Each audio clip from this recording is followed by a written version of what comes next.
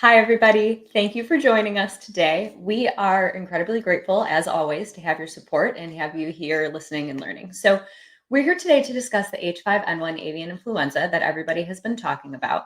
And the whole point of today's video is to focus on the facts rather than the fear. In case you don't know who I am, my name is Kara. I'm a functional medicine nurse practitioner for people, a canine nutritionist, and a holistic pet health coach. And I'm the owner of both Raw Pod Ventures and Root to Remedy Holistics. And I am honored to be joined by the wonderful Dr. Cathy. She is a holistic veterinarian and a natural pet health coach. Welcome, Dr. Cathy, and thank you for being here today. Thank you. I'm so glad we have this opportunity to talk. It's serious. Yeah, I agree, right? It's like it's always exciting to meet a new face, somebody who aligns with, your ideals and what you're doing in this space, but it always stinks when you have to meet on this kind of note. Exactly. It's like, oh gosh, what a horrible situation, and yeah, happy freaking holidays. But it's, so glad that we were all able to get together. So how do you want to start? So let's talk a little bit about maybe some terminology. So I had written, and we'll share the link at the end. I had all of us together, Dr. Cathy and Angela Ardolino from CBD Dog Health. We wrote an article that's giving a lot of details. It's a lot of words packed and crammed in there. And so, we won't go super in depth here about that. But, the main issue right now is everybody's talking about this H5N1 avian influenza, and it's a virus. And viruses are not new. They're ancient. They're as old as time. And this one in particular is also not new. It's been around since 1996, right? We've known about this for a very long time. This variation, but the H5N1 has been around for centuries. Yeah. Think Spanish flu. You're exactly right. Yeah. And so, this is not like a new scary thing popping up into the world that we don't know how to deal with or people have never seen under a microscope before. So that's one thing I just want to put out there for people. Like, this didn't just manifest. It's been around, and we've seen it. We've seen cases in mammals, but it seems like one of the biggest things that is making people so nervous is they're talking about seeing this not just in birds, right? Avian influenza, but in cattle. And so that's like affecting, I think, a lot of people because we use so many animal products. So what have you been seeing in your practice, and what are the main concerns that people are bringing up to you? People who are feeding real food are terrified about what to feed, which was the whole effect of all the press that came out. So your point about it being the flu being seen in mammals, cattle, it's well taken. However, if we go back through history, while it's called, this particular strain is called avian influenza, it's also been called swine flu because this flu likes to recombine. We've got this ridiculous name, H5N1, and what in the world does that mean? H is a specific factor that's on the virus that makes it virulent, meaning effective at attacking the host, a mammal. And the N is another one of these so-called virulence factors. And they've just been named with the number 5 and the number 1. H5N1, I'm not kidding when I said Spanish flu, because the scientists dug it out of dead bodies from Spanish flu 300 years ago and found H5N1. It's avian influenza, it's swine flu. What likes to happen? It recombines. And that's the whole purpose of geeking out and telling you this H thing and this N thing. There's 15 H's and there's 15 N's. And it's a new year and the flu goes, let's throw that mix in. And then, new year, new me. Exactly. And this is why you've probably talked to humans who say, well, I got the flu vaccine, but I still got sick. And I'm like, I know. It's because that was last year's flu. And this year it has recombined to a new variation. And when it recombines, it goes across species. I said birds, I said pigs. You said humans. This cat thing is a little bit unusual, but through the last, okay, I graduated vet school 23 years ago. Every year it's a different combination, and every year we get reports of flu virus being found in some species. It can be found in dolphins, it can be found in horses. Every now and then every species can get sick. This year it's weird, and it's not really this year. It honestly did start, it's like you said, this variation came on our radar around 2021. Some condemned meat was fed raw to cats in a shelter in Korea, and they got sick. Yeah. And one of our ideas of how that, us being the scientific community, how could this be, was, well, look at little kitty's face. Its little nose is all smushed up with its little mouth. And so if a cat's got his face in the dish and he's got his face all smushed up in the meat, maybe he's breathing in virus particles as a possibility. There's a study that came out in the last couple of years. I don't remember the date. Really small sample size. 3 cats were given ground up infected liver in a capsule that was placed directly in the stomach, passing everything and going to the stomach, and the cats did get sick. So that's what's weird. The flu is a respiratory virus,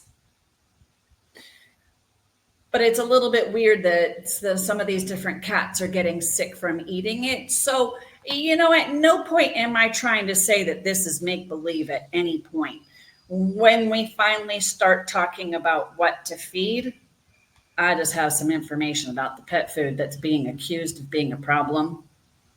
And you see my attitude come out about that. But the cat thing through eating is what's weird. I don't know. We don't have enough science behind it yet. I agree. So I do think that's odd. So to clarify for people, normally when you think about a viral spread, it's going to be through like body fluids. So respiratory type viruses, coughing, droplets, right? Mucus, like mucus from the nose, right? Saliva. Although, some can shed in the feces and, but for the most part, as long as you have good sanitary practices, that's going to be less of a problem. It is definitely unusual to see it in like the flesh, animal tissue, right? Like a grind or something like that. So I do agree that I think that part is a little bit unusual. And I think at first they felt, when I was looking back to 2022 and they had done some testing, I think at first they felt like that was not the case. And then as they were monitoring it further, they found that in fact it was the case. So that aspect is a little bit unusual. We're still, the technical term of viremia, meaning virus in the blood. I have a girlfriend right now who she's got the flu bad. Every part of her body aches. So if we were to do a test on any piece of tissue in her body, we would probably find virus particles. That does not mean they are infective. And so that's where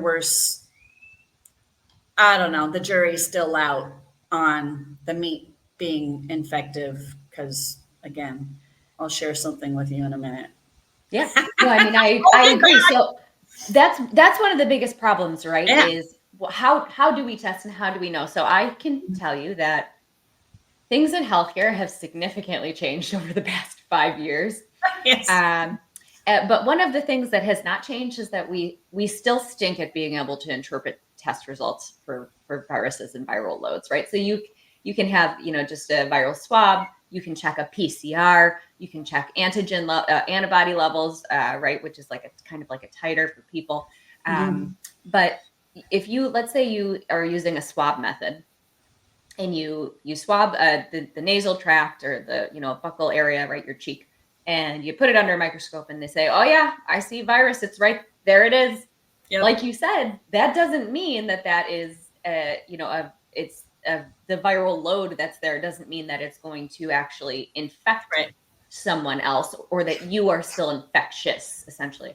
Doing PCR levels, they can kind of differentiate, is this an active infection or is this just hanging around? Because I can tell you that we've seen patients with, I'm not going to say it because there's just so much censorship, but what's been going on the last few years. But I've seen patients test positive for months and they have no symptoms. They're not infectious. Right. So that has always been very difficult for us to be able to ascertain, does correlation equal causation? Does what we see on this slide actually mean that there's a problem? So that's difficult. Bingo. Exactly. Very frustrating. And because you and I have the science background, it makes total sense to you and me. I don't know how many people are on the live right now who just went, what? I know. I tried not to throw the terminology into the universe and let people pick up the fallout. But yeah. So, and, as Dr. Cathy mentioned, other mammals, right? This is with the cats, we're a little bit more concerned because it seems like perhaps things are more virulent for them and they're a little bit more affected. But like she said, H1N1, that was the swine flu. Well, that was, there you go, primarily in pigs, right? West Nile. It spread to horses. And in this particular, the H5N1 has been found in over 200 different mammals. So it's not like it belonged only to birds and then 3 months ago, it skipped over to cows. This is not new. So, exactly. So let's talk about, I can see that you're chomping at the bit. Let's talk about the food aspect. So tell me, I think I don't know too much. I did more of like the background research and the getting us until now, but I didn't get to look too much into what's happening with some of our trusted companies. So tell us. Great. Okay. The tea. As you mentioned, we can find virus particles in flesh. Mm-hmm. And so what we don't know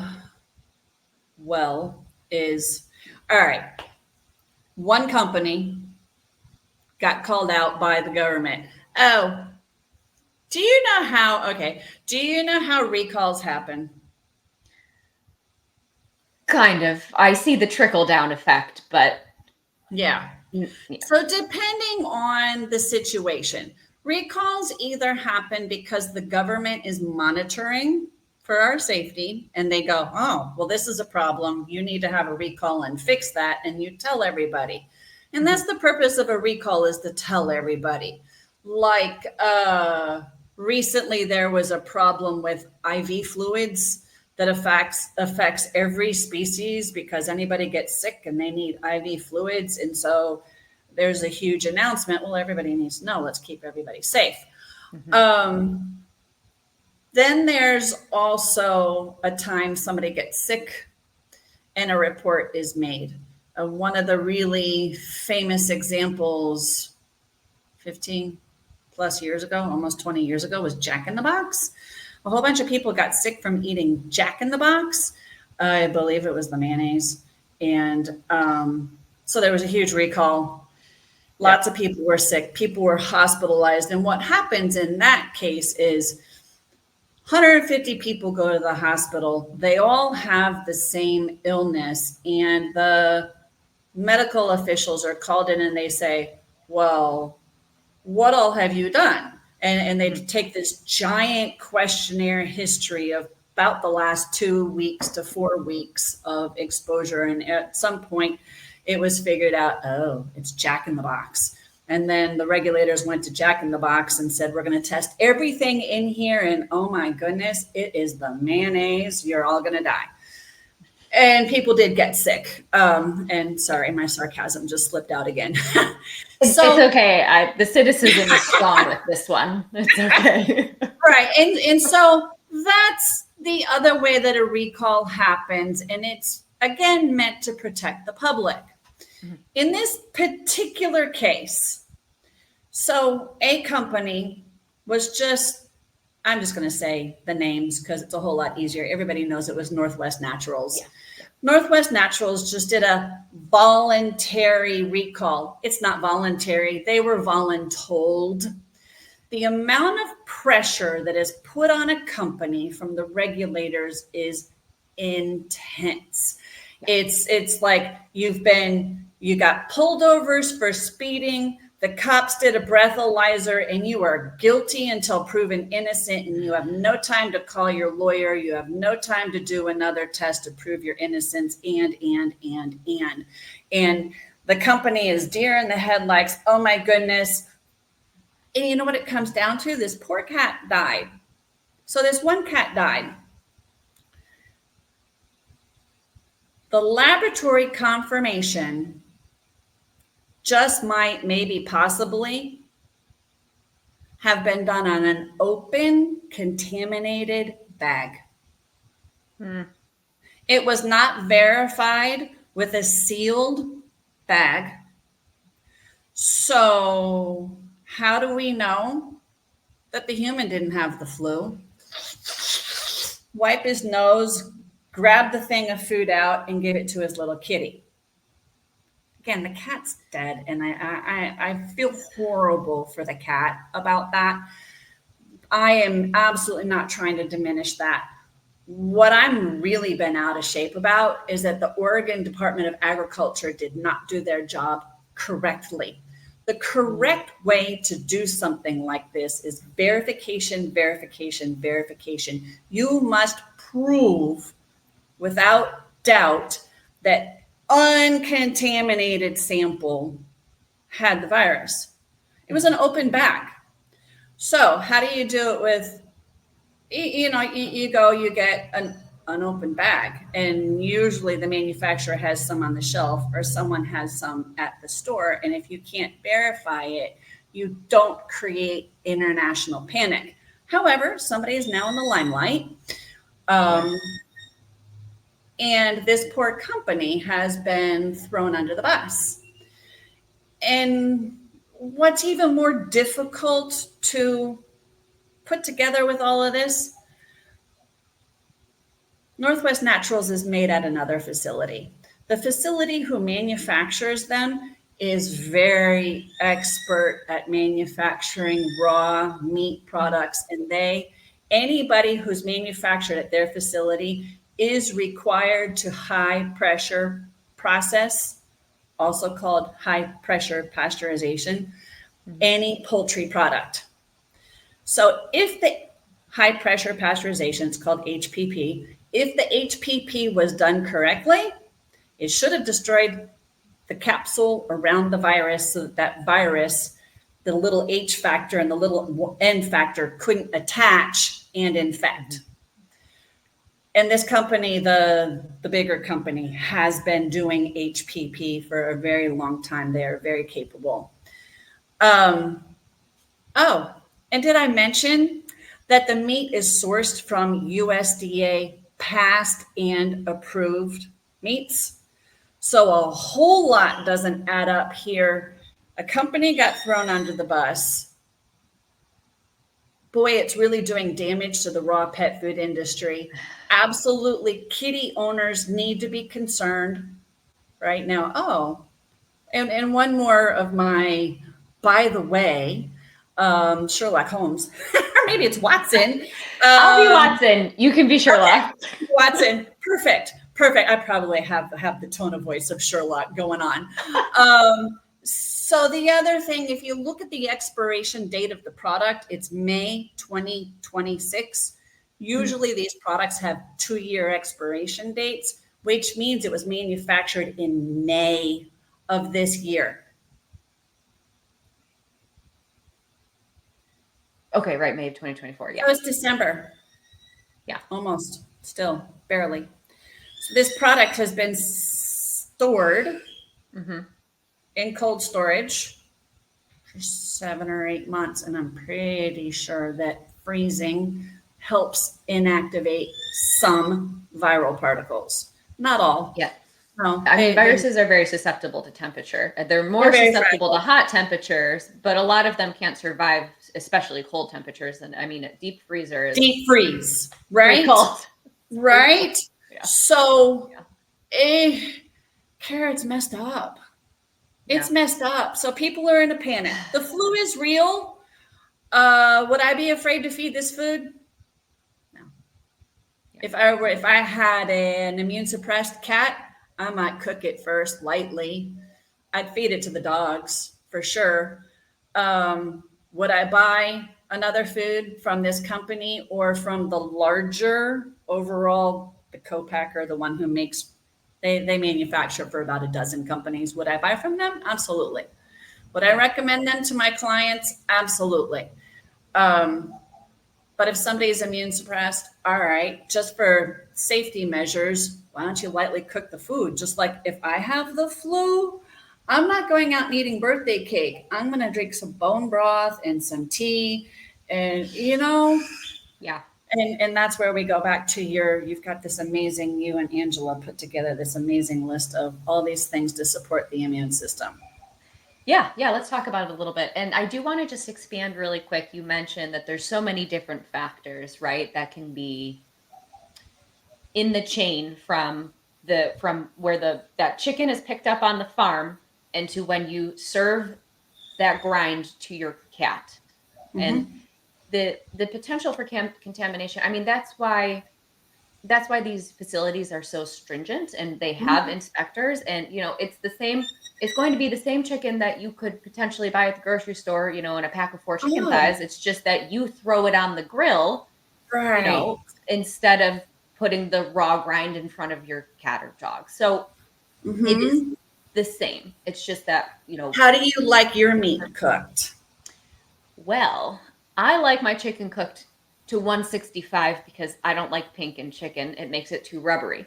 But if I was cooking it for my cat, if I was cooking chicken for my cat, I would cook it to a temperature of 120, which has been shown to neutralize H5N1. And they did studies about this and tested it. They injected extremely high viral loads into some beef and cooked it to 120, 145, and 160. And at the 120 level, they found that it inactivated the virus. So, which is cool because I'm a rare meat girl.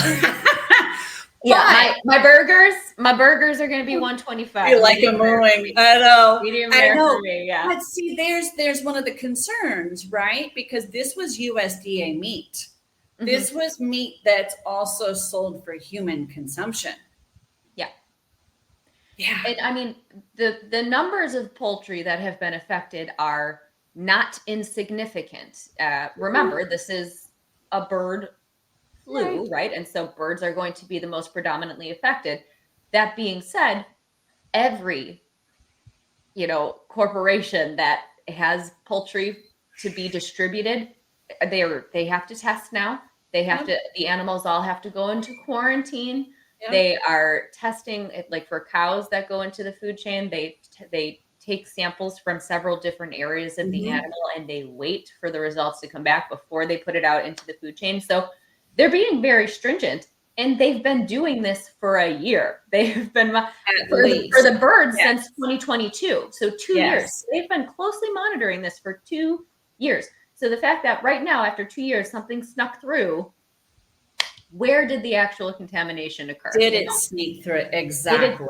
Did the person who had that package have chickens in the backyard? Did they pick up a chicken egg from the coop and then put it on the counter with the poop still on it? Maybe. That's what normal people do who have backyard chickens. They put it in a bowl and you don't wash it. Once you wash it, you have to refrigerate it, right? Yep. So, and it's, we're never going to know.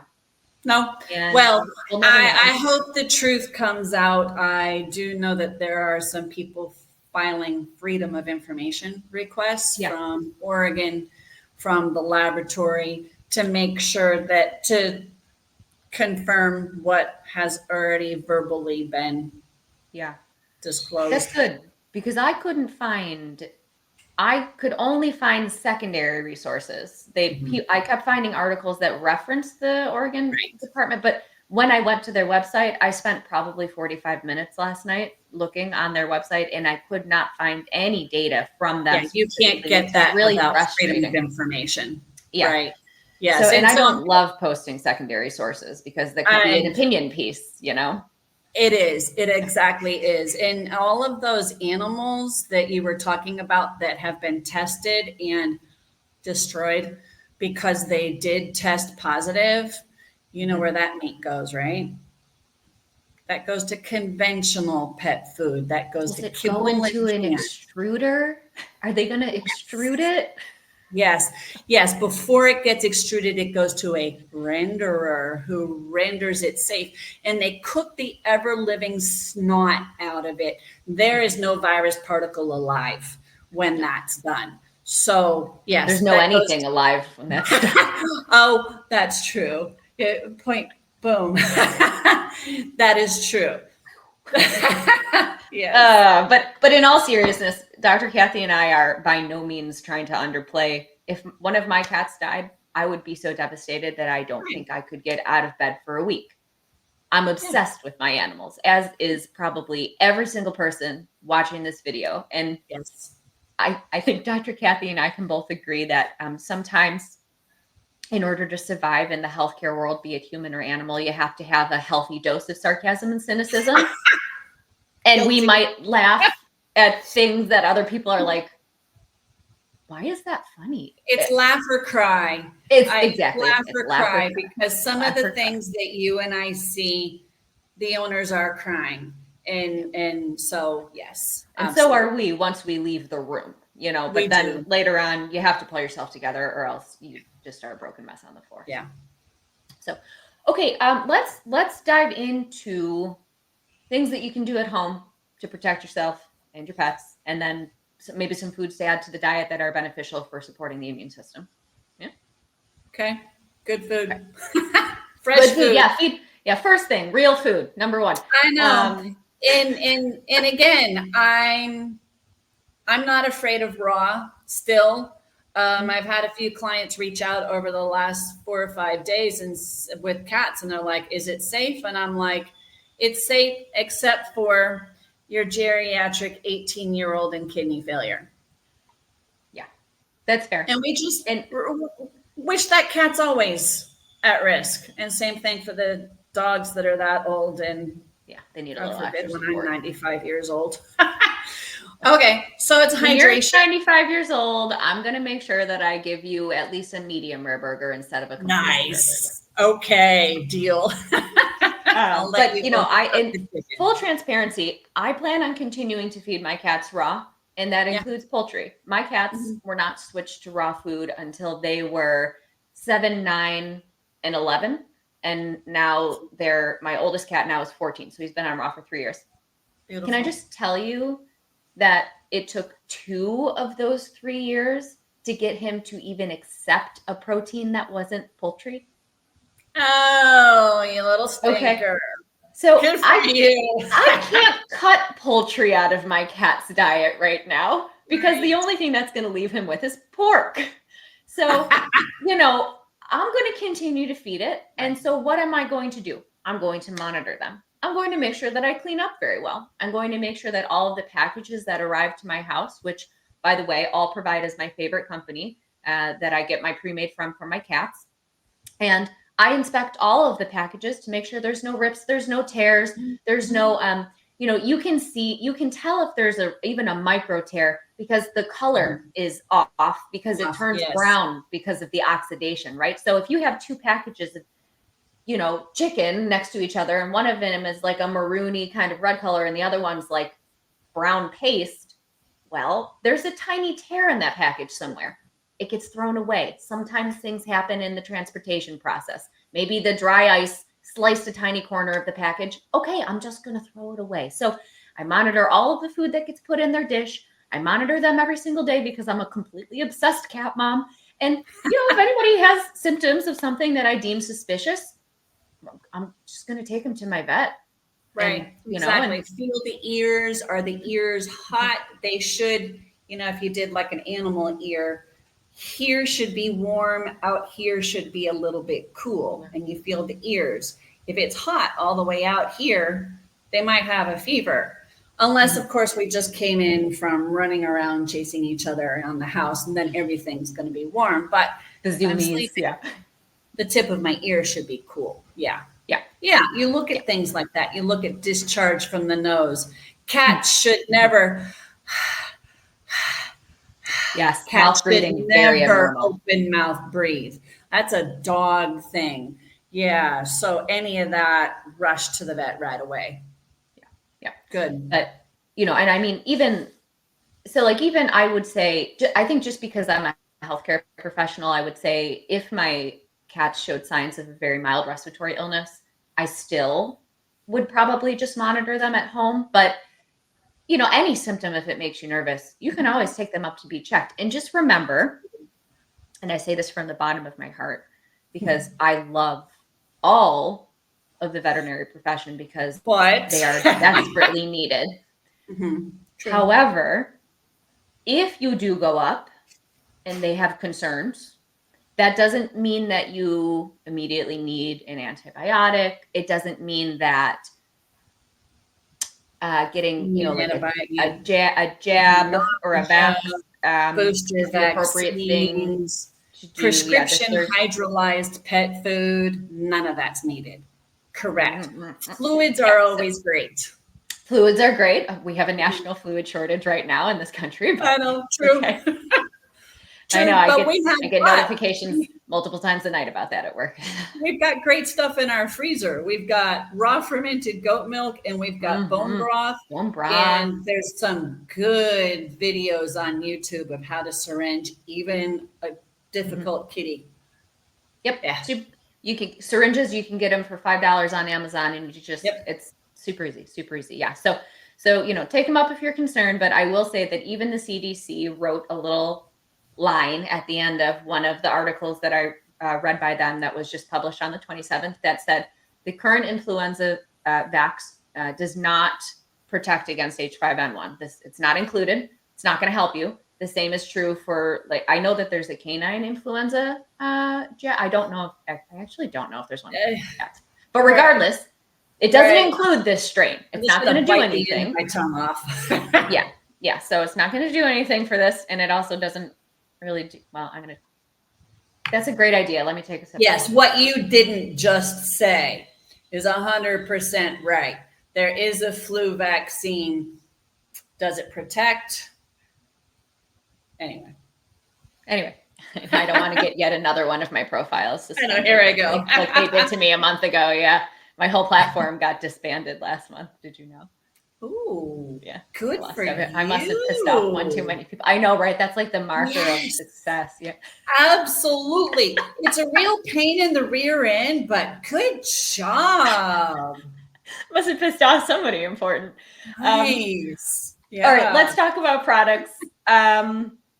And let's talk about food. So I want to start with CBD, full spectrum hemp and mushrooms, because we're on the CBD page and they're amazing. So why are these so helpful? Cannabinoids, right? So CBD, THC, they support the immune system. They do so much. They replenish our endocannabinoid system, which, by the way, for almost everybody is depleted. This is your master system. It's extremely important. You need it for immune health, cellular functioning, and we're living in a chronic state of being depleted. I personally take CBD every day. I've been taking it for years. I started doing it because I have neck pain from nursing and bad posture from piano. And I don't take ibuprofen anymore. It's been years, So, and they're great. It's great for allergies, but it's great for overall immune support. So full spectrum hemp extract is really great for the immune system. And then mushrooms, as anybody who knows who I am knows, I'm obsessed with. I have some kind of mushroom every single day. I don't know about you, Dr. Cathy, but it's either going to be a tincture, which I get them from CBD Dog Health, or Myco Dog is the sister company. So I like to add a tincture into my this is tea, but my morning coffee in the morning. I just put a dropper right in there. You'd have no idea it was there. You can't taste it. Some of their Vitality blend tastes actually really good. So I drop that one right in my mouth.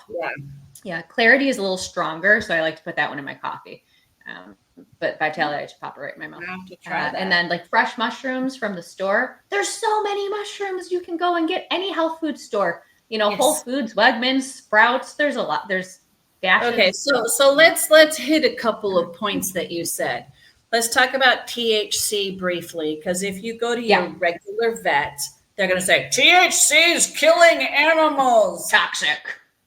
Yes, it is. Okay. One, the full spectrum, hemp extract is 0.3% THC. Mm-hmm. Yes, I would test positive on a hair or a blood test. Yes, I can still drive a forklift, and so can my cats. I'm not going to get in an accident from that tiny little bit of THC. I've had people say, well, my animal seems stoned. And I'm like, maybe he finally feels good and he's kind of And he's chill resting. now. Yeah. Right. So my understanding of the THC that's a problem for animals are like the gummies, the cooked things that we humans can take. Yeah. So the tincture's nice and safe, and I see amazing effects with the CBD. Mushrooms. The synergistic effect is really important. Absolutely. Having every part of the plant as nature intends. Hemp and the mushrooms. Yeah. You know that massive list that people keep circulating around the internet of poisonous people foods that you should never feed your animal? Oh, you mean the one that includes like garlic and milk, mushrooms, mushrooms, cinnamon, has bread dough on there. I'm like, really? I need someone to put bread dough on a list, because if I eat a tube of bread dough, I'm going to bloat. There comes my sarcasm again. But mushrooms is on this list, and people have been circulating it around, and they go, oh my God, I can't give my dog or my cat mushrooms. And I'm like, wait, what mushrooms are poisonous for us? And they're like the weird, funky, colorful ones out in the yard. I'm like, right, same one for dogs and cats. Exactly what you said. The mushrooms that you and I get at Whole Foods, Farmers Market, Sprouts, any of those places that are healthy for us as humans are healthy for our dogs and cats. Yes. Okay. Don't okay. Forage. Thank you for letting me don't butt forage. in there. Yeah. If you're not a mushroom expert, Yeah, absolutely. Go Please go to the kitchen and share with your pets. I just want to tell you a quick, super funny story. So a few years ago, my husband and I, we bought a little cabin in the woods in California. And that spring we went back, and all over the yard, there's mushrooms. And I'm looking at these mushrooms and I'm like, man, what are these? So I'm Googling it on the internet. They were without a doubt morel mushrooms, which I don't know if you can stick on my there you morel tattoo here. Yeah. So I'm like, oh, these are definitely morels. Yes. Right? Like I used Google Lens. It was like, yeah, that's what these are. I picked them. I put them in a bag. I stared at them for 2 weeks, and then I chickened out and threw them away. Oh, I'm so sorry. Oh my goodness. I Do you know how much money you just threw out? I know. And I'm so sad because we literally just sold the cabin, and I'm going to miss him this spring. I know, it's like I threw out my first chance, and now I'm going to miss it forever. But the point of that story is I was like 99.99% certain that they were morels. And I still was like, just in case, I'm not ready to. There's enough fear. Understandable. Yeah. And if you bona fide know that you have morel mushrooms, yes, you can share them with your dogs and cats. Mm-hmm. They're delicious sauteed. I know, they're so good. Mm-hmm. But yeah, so mushrooms are an excellent addition. I take some every day. It's either going to be in tincture form because it's the most bioavailable and Myco Dog has the most amazing products, or I'm going to grab some from the grocery store. Right now, I'm on a huge shiitake and blue oyster kick. So good. And by the way, people, if you chop up your mushrooms to increase the surface area and you throw them in the sun for 20 minutes before you cook, you're going to increase their vitamin D tenfold. Ooh. Good. I know, I love it. The birds love it too. So that's not great. Nice. But, all right. So other than mushrooms, what are other things that are really beneficial to support the immune system? And this is every day, not just today because we're scared about, a flu. Right. We should always be supporting our immune system. And it's something that I think not enough of us do just as people, let alone for our pets. So if you get on the functional and the immune support train, you're going to find that everybody in your household is going to have an overall better state of health. So what better time to start making changes than now? But so a couple of amazing herbs and adaptogens that Angela had written out and mentioned for me are, of course, astragalus, which are in some of the different Myco Dog products. So Vitality and Digest have astragalus root, and then ashwagandha as well. And These help strengthen the immune system. Astragalus in particular supports resistance to viral infections. And then ashwagandha is really helpful for stress. And let me just tell you, as a person who works in healthcare, does a holistic business for pets, takes care of 6 animals in my own home, sleeps 4 hours a night on a good night, I really could use probably more ashwagandha in my diet. So I'm really glad that I take Vitality every single day because it has ashwagandha in it. But for this particular instance, and especially if you are seeing like symptoms of maybe a respiratory viral illness, Breathe. Their mycodog tincture Breathe is great. That you would want to look at. Yeah. So then that was especially formulated for respiratory conditions. So turmeric. So golden paste. I feel like everybody knows what golden paste is now. You can make it yourself. I don't know about you, Dr. Cathy, but I abhor making golden paste. It's messy. It's a mess, isn't it? It's so messy. Don't get it on your shirt, or that shirt's a work shirt now. And like any pan that you cook it in on the stove, that's just going to be permanently stained yellow. Luckily, Ease has turmeric in it. So if you take the CBD tincture Ease, it's got some in there for you. Yes. But what I really like about turmeric, and something that I actually haven't seen really discussed about it as much in the pet space, is that it's not especially well absorbed. The curcumin, the active compound, it's not super well absorbed from the GI tract. It actually, some is, and some will be taken up by the body, and it's good for like joint health and things like that.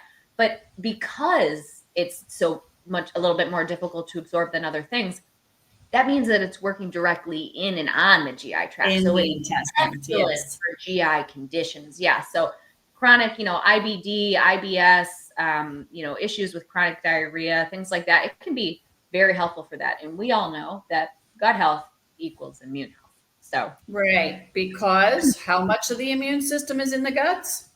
120%, but mostly everybody says that. No, it's about 70, but yes. Right. Absolutely. So very important. And then elderberry, which I love that she included this. And I've never come across elderberries just in the store or in the wild on their own.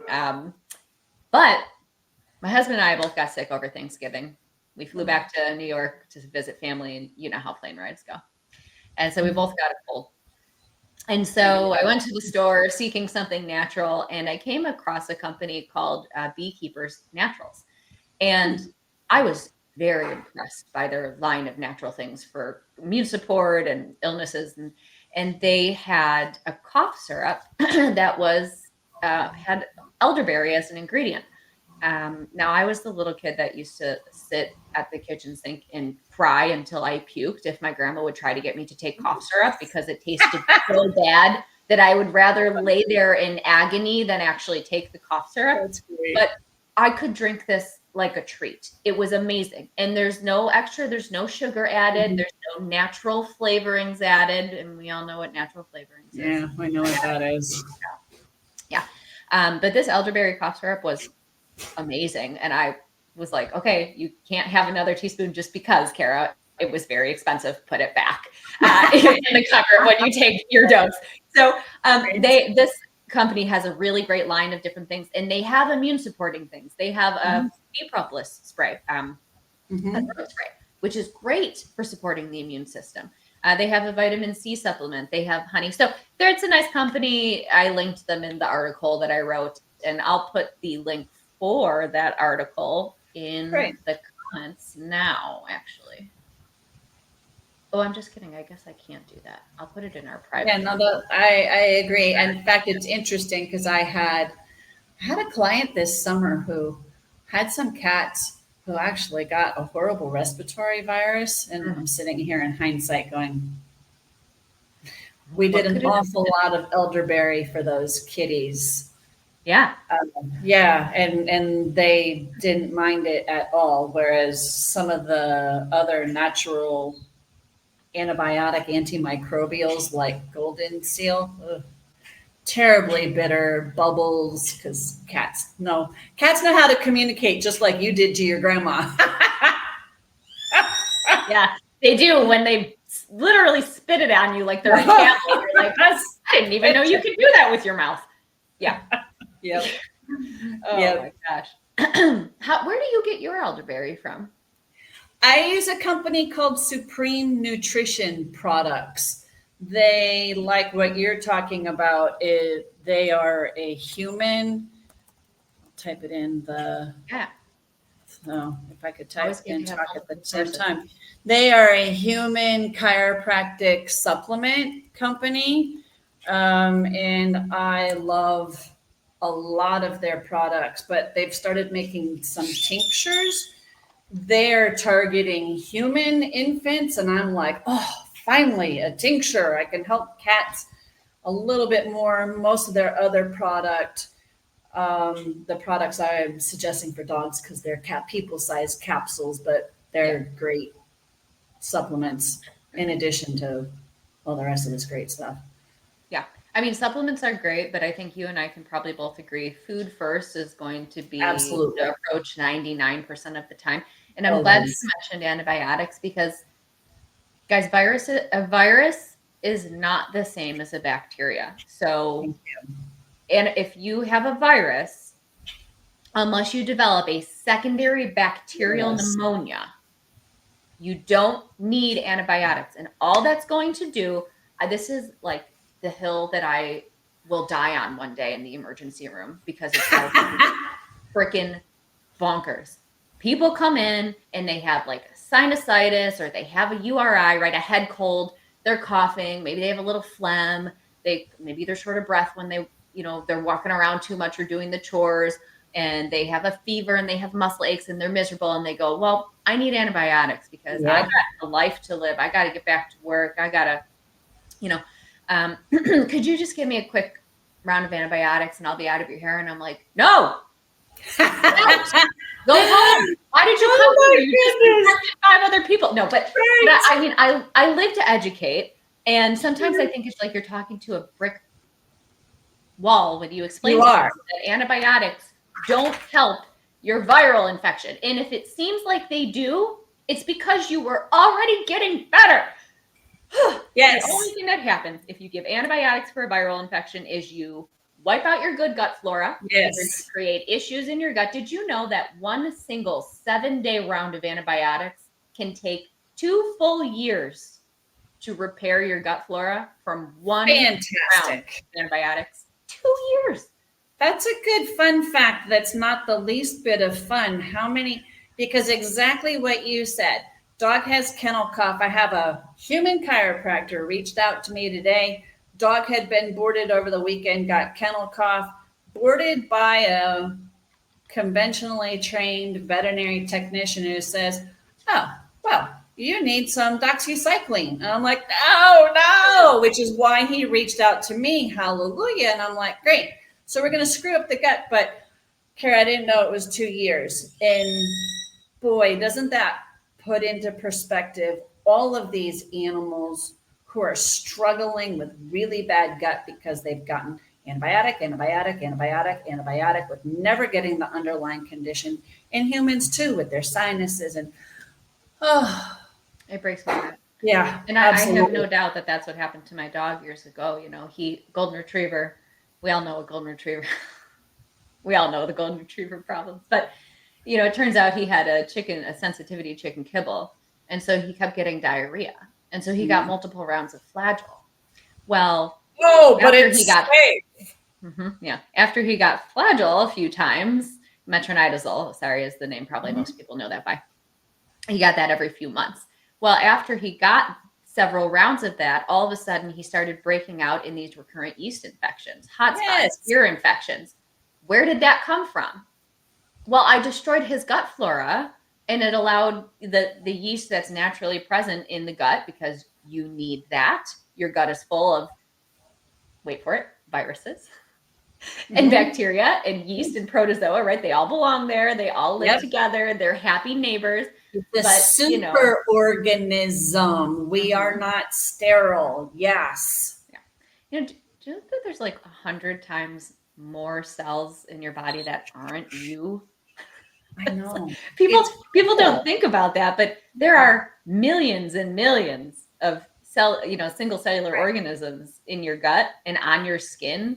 in the other orifices of your body, then you have cells yourself as a human, so we're meant to live in tandem, Right. and it's a delicate balance. And if you disrupt that balance, you can see overgrowth, and it can cause problems. Yes. But that doesn't mean that those organisms are innately problematic. We want to support them. We don't want to demonize them. So Good. Yes. Touche. yeah. And I think that's a good transition to talk about probiotics. I'm curious, Dr. Cathy, what your thoughts are on probiotics. Oh, what a mixed bag. Usually, I think they're fairly safe. Most commonly, lots of people use the lacto group, which means that they've been fermented on dairy. I have a few patients who seem to be sensitive, and I don't know if it's because the dairy that's hiding in there or if it's that their guts are that screwed up. Yeah. Okay. Usually I think they're safe. And then for people whose animals have weird issues, or I use muscle testing to help guide what to use. If they muscle test poorly for the regular probiotics, I look at the soil-based probiotics. Yeah. Most animals' guts are screwed up. And are probiotics going to be the magic wand fix? Often not. Are they helpful? Often, not always. Sometimes there's an awful lot that goes into it, and you've got to deal with this yourself. The same thing. It's like, okay, hey, sure, you can. Okay, dog has diarrhea. Do I need to give probiotics? Well, okay, but I don't know that it's going to fix the diarrhea. We need to figure out, why does he have diarrhea? Is it leaky gut? Is it that he ate something that he shouldn't have? Because dogs like to explore out there. Or that deer poop tastes really good. Oh gosh, I know. It also smells really good when you rub it on as cologne. Oh my God. Yeah, when you roll in it, it tastes great. No, Yes. I agree. I'm not a huge fan of probiotics. I do think that they can be helpful in certain situations, but I think that they should always be used as only a bridge, not a permanent part of any kind of regimen. So you can use them to re-inoculate, but they don't stick around forever. And if you don't feed them, then they're definitely going to leave. Right. It's like, so you need a good prebiotic to go with your probiotic. And the best way to get that is to just feed real food, because you're getting natural pre and probiotics, which mushrooms, by the way, mushrooms are great pre and perfect. Because it's fiber, where we tend to look for fibery type things, prebiotic being food for the probiotic. And people go, I'm going to give Metamucil. I'm like, oh, please don't. Oh, yes. How about greens? Healthy greens. The mushrooms are beautiful fiber sources. Yeah. And I'm the raw fermented goat milk queen. It's my favorite. And so if it's wild ferment, whatever nature put in this batch is great today. And next time it's a different batch, and hallelujah, my body's going to benefit from it. That's my favorite thing. There is one company who makes a raw, wild fermented mushroom product, and I put that in my dog's meal every other day. And I love it. And it's just food. It's just food, which I love. And I've taken a few shots of it myself sometimes when I meal prep. It just tastes like salty brine. And you haven't died, and you don't look weird, and you're not doing funny twitches. I know, it's awesome. Well, wait until I get my third cup of caffeine in me. Then you'll see some twitches. Okay, perfect. You have a long night ahead of you tonight. Oh, gosh, I know. I got to go back to work tonight. But all right. So I think that, we covered the main bases, and I feel like the summary here is look to facts, not to fear. Don't fear, don't fear monger, which I think people, get annoyed at that phrase now. But the truth is when you just click and share without knowing what's behind it, without actually even reading it, don't read a headline and not the article and then share it. You're just going to scare the crap out of people. Read it, understand it, digest it, decide if it's something that should be shared. If it is, start a discussion about it instead of just like dropping and running, Right. So yeah, we just, we need to be careful. The internet's a great place for connecting and learning and sharing and getting support, but it's also a really great place to start the proverbial forest fire. And we want to just be careful that that doesn't happen. Absolutely. So, what do you think? Anything else to add before we let people go back to their lovely Monday? No, I think that's awesome. I don't know. We'll look for questions on the Facebook feed. I think that Amy and Carter have been answering questions because we can't see the comments here on the StreamYard. Beautiful. But Dr. Cathy, it was so lovely to meet you. I'm going to need to have you on my podcast. I'm going to be snagging you. I have your email now, so you can't escape Let's me. do it. Anybody who enjoyed our dynamic will have to come and join the podcast. And you have written a couple of articles yourself about this. What is your website so that people can go and read them?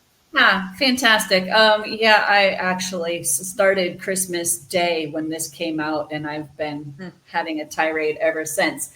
So a couple of different places to find my information. Healthy Possibilities with a paw.com is where I put the more pet owner perspective comments. And then I'm also executive director of a trade association that just happens to represent fresh pet food. And so that's Next Generation Pet Food Manufacturers Association, which is huge. But it's ngpfma.org, and Carter has all the great info to put that. But the posts that I've put on that site have been more from the manufacturer's perspective, so that, again, consumers can look at that and say, oh, I'm being protected. My manufacturers are doing to protect me. And whereas on my regular Healthy Possibilities site, it was a lot of what you and I have talked about today, immune system and logic. And we are scientists first. You didn't get your nurse practitioner without a whole lot of Western medicine and science. I didn't get my DVM without all that science. And it's our job. We're educators. And that's what Angela and everybody at CBD Dog Health does also. We're educators, because our people who, if they educate and are understanding what we're talking about, they can better take care of themselves and their animals. 100%. So yeah, thank you for asking where my stuff is. All right. Thank you, everybody, for watching. Thank you, Dr. Cathy, for being here. And I hope everybody just stays safe, but stay informed. And we'll see you next time. Soon.